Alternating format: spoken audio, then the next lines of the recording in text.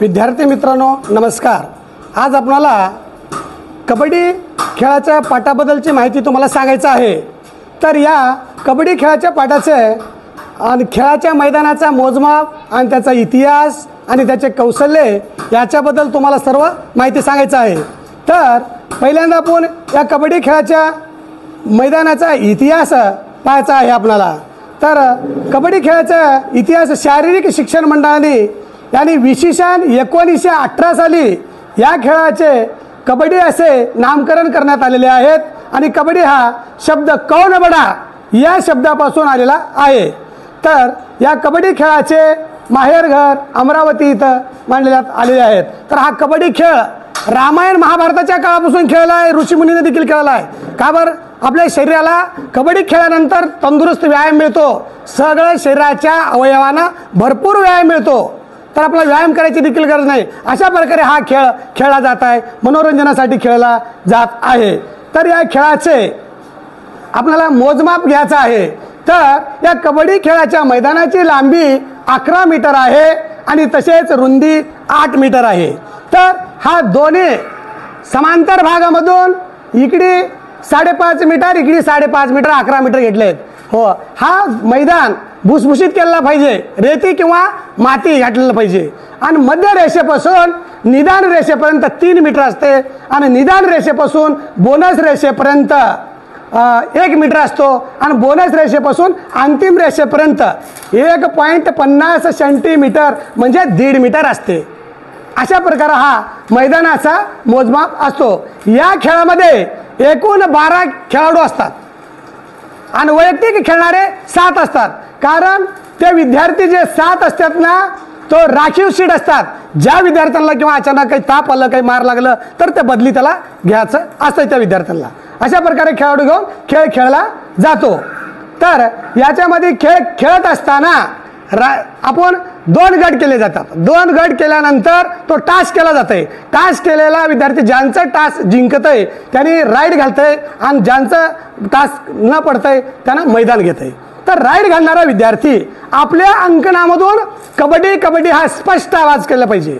कबड्डी कबड्डी म्हणत येऊन इथं हे आहे निदान रेषा, या निदान रेषेवर पूर्ण 75% पाऊल पुढे टाकून हा उजवा पाय जर तिकडे असेल तर डावा पाय उचलावं लागतं आणि डावा पाय जर असेल तर उजवा पाय उचलावं लागतं। तर तेव्हा तुमचं करेक्ट टच झालं म्हणतात। आणि किंवा 6 ते 7 खेळाडू असले ह्या बोनस पाशी ह्या रेषेला जर तुम्ही स्पर्श जर केलो तर अंपायरनं तुम्हाला बोनस पॉईंट म्हणून एक देतं, त्याचा विसरा असा राहते बोनस म्हणून।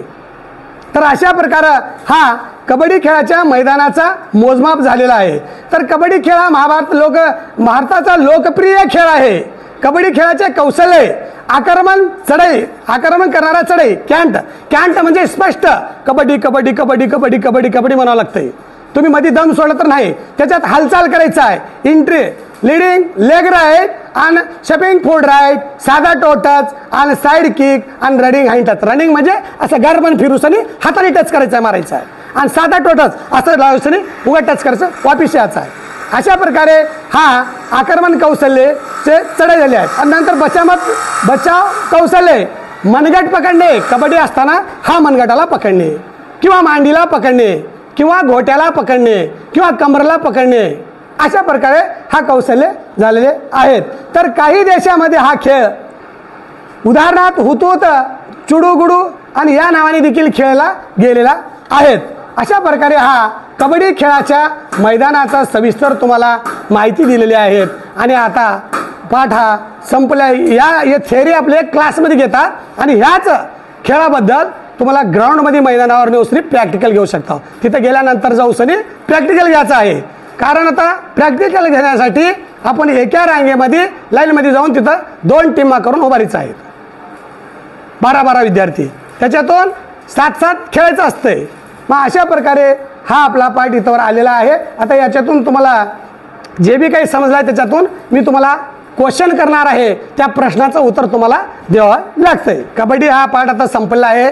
याच्यातून मी काय काय तुम्हाला शिकलेलं आहे, काय काय ज्ञान दिलं आहे, त्याच्याबद्दल काही प्रश्न असतात, त्या प्रश्नाचं उत्तर तुम्हाला द्यावं लागतंय। तर हा विद्यार्थ्यांनी देणार आहेत। तर कबड्डी मैदानाची लांबी किती मीटर आहे? कबड्डी खेळाच्या मैदानाची लांबी 11 मीटर आहे। व्हेरी गुड, करेक्ट आन्सर आहे। नेक्स्ट, कबड्डी खेळाच्या मैदानाची रुंदी किती मीटर आहे? कबड्डी खेळाच्या मैदानाची रुंदी 8 मीटर आहे. व्हेरी गुड, करेक्ट आन्सर आहे.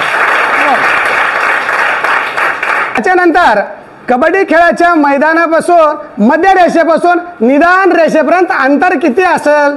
मध्य रेषेपासून निदान रेषेपर्यंत 3 मीटरचा अंतर आहे. व्हेरी गुड, करेक्ट आन्सर आहे.